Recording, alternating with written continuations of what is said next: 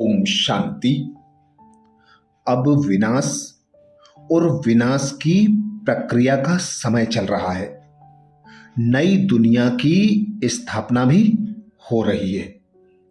विनाश के भय से सारा जगत अर्थात संपूर्ण मानव जाति भयभीत है। परंतु विनाश कैसे होगा, कब होगा, यह यथार्थ ज्ञान किसको भी नहीं है। अनेक भविष्य वक्ता भविष्यवाणियां कर रहे हैं। कोई प्राकृतिक आपदाओं द्वारा विनाश बताता, कोई विश्व युद्धों द्वारा विनाश बताता, कोई ग्रह युद्ध, कोई धर्म युद्ध, कोई किसी कारण से विनाश बता रहा है। सभी अपनी अपनी भविष्यवाणियां करके स्वयं को प्रत्यक्ष करने का प्रयत्न कर रहे हैं। पर स्वयं भगवान पिता निराकार परमात्मा कहते हैं विनाश कैसे होगा, कब होगा, यह यथार्थ कोई नहीं जानता। सभी धर्मों और धर्मशास्त्रों में विनाश का कुछ कुछ वर्णन है। विनाश का यथार्थ राज परमात्मा ही आकर कल्प के अंत में समझाते हैं, और वही कल्प का अंत अर्थात कलयुग के अंत का विनाशकारी समय चल रहा है, जिसमें स्वयं भगवान ने बताया है दुनिया का विनाश सिविल वार, प्राकृतिक आपदाओं और अणु युद्धों के द्वारा होता है। अणु युद्ध अधिकतर पाश्चात्य और उत्तरी पूर्वी देशों में होता है। भारत और भारत के आसपास के देशों में विनाश सिविल वार के रूप में होता है। भारत में ही स्वयं भगवान कहते हैं खून की नदियां बहती हैं, तथा उसके बाद प्राकृतिक आपदाएं, समुद्र का जल स्तर बढ़ने से सारी सृष्टि की सफाई होती है।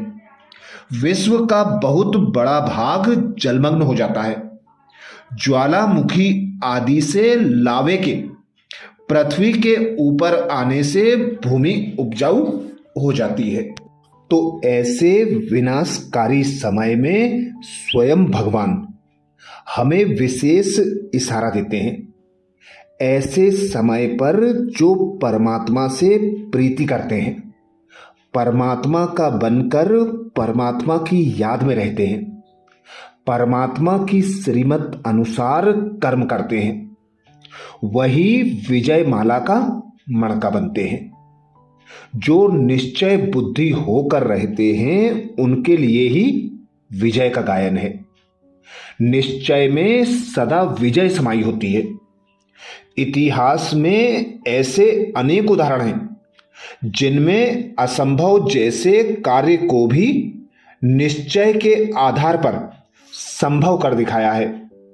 परमात्मा ने भी इस ज्ञान मार्ग में सफलता में निश्चय का महत्वपूर्ण स्थान बताया है। निश्चय के लिए स्वयं भगवान कहते हैं कि परमात्मा में निश्चय, अपने आप में निश्चय, ड्रामा में निश्चय के साथ साथ परमात्मा के हर महावाक्य में भी निश्चय परम आवश्यक है।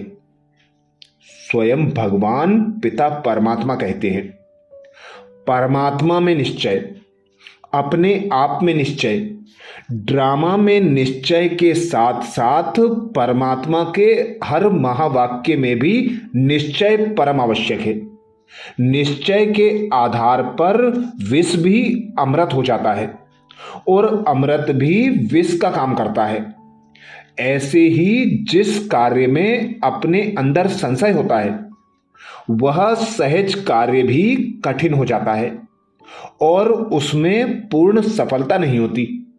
ज्ञान मार्ग में सफलता पूर्वक जीवन उसका ही चलेगा जिसको ये सब निश्चय होंगे। अन्यथा जीवन में उतार चढ़ाव आते ही रहेंगे। जीवन में सच्चे सुख और सफलता के लिए उपयुक्त चारों बातों में निश्चय के साथ इस देवीय परिवार में भी निश्चय आवश्यक है, जिससे देवीय परिवार का सहयोग और दुआएं भी मिलती हैं। फिर भी सहारा एक बाप को ही बनाना है, देवीय परिवार की किसी आत्मा को नहीं। अगर एक बाप से सर्व प्राप्तियों का संबंध, सर्व संबंधों का अनुभव और सदा सहारे दाते का अटल विश्वास और निश्चय है, तो बाप दादा निराकार आकार होते भी स्नेह के बंधन में बंधे हुए हैं। भक्ति मार्ग में भी मीरा को साक्षात्कार नहीं लेकिन साक्षात अनुभव हुआ, तो क्या ज्ञान सागर के डायरेक्ट ज्ञान स्वरूप बच्चों को साकार रूप में सर्व प्राप्ति के आधारमूर्त सदा सहारे दाता बाप का अनुभव नहीं हो सकता है? फिर सर्व शक्तिवान को छोड़कर यथाशक्ति आत्माओं को सहारा क्यों बनाते हो? यह भी एक गुह्य कर्मों का हिसाब बुद्धि में रखो।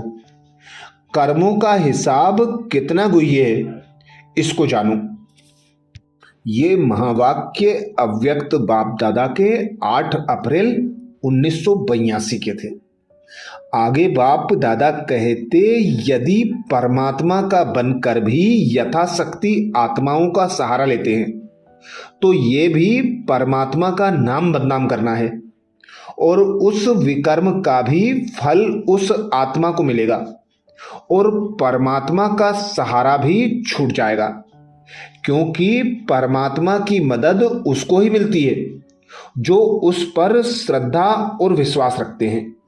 यह जो लक्ष्य रखते हो कि कहां कहां सर्विस के कारण झुकना पड़ेगा, यह लक्ष्य ही रॉन्ग है। इस लक्ष्य में ही कमजोरी भरी हुई है।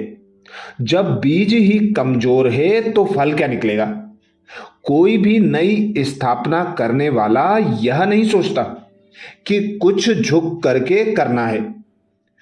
अगर निश्चय हो कि भगवान बाप हमको पढ़ाते हैं तो अपार खुशी रहनी चाहिए और अपने को आत्मा समझ मुझ बाप को याद करो, तो मैं गारंटी देता हूं कि 21 जन्म कभी भी रोगी नहीं बनेंगे। इस याद से पाप भस्म होते जाएंगे। पढ़कर ऊंच बनना है। दिल शिकस्त क्यों होते हो कि सभी थोड़े ही राजा बनेंगे? यह ख्याल आया तो फेल हुआ। स्कूल में बैरिस्टरी, इंजीनियरिंग आदि पढ़ते हैं, तो ऐसे कहेंगे क्या कि सब थोड़े ही बैरिस्टर बनेंगे? ये महावाक्य साकार बाबा के 9 मई 2005 के हैं। अच्छा, ऐसे ही और बाप दादा के विशेष अंतिम समय के लिए इशारों का मनन चिंतन करने के लिए बाबा के चैनल को सब्सक्राइब करें।